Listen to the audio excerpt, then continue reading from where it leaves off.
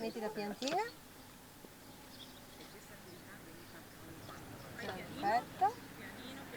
Adesso la copri.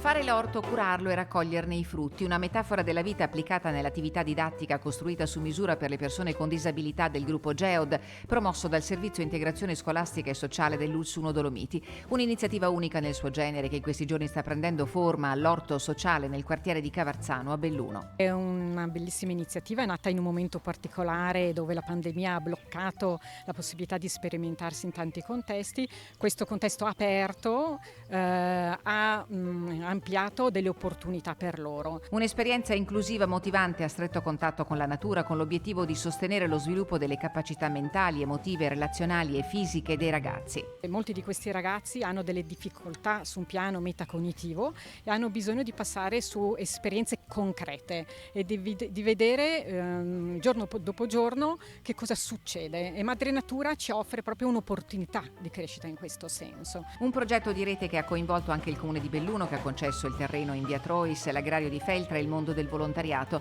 Questa mattina nel piccolo appezzamento di terreno un gruppo di ragazze e ragazzi hanno messo a dimora le piantine di ortaggi e di erbe aromatiche e nei loro occhi la gioia. Io direi che puoi sistemare la piantina, sai Onzin? Vado?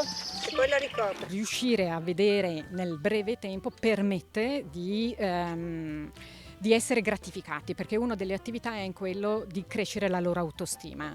Di solito sono sempre gli altri che si occupano di loro, in questo caso sono loro che si occupano di qualcos'altro. Un'iniziativa che consente di coltivare diverse abilità e di riprendere il ritmo delle relazioni che la pandemia ha bruscamente interrotto.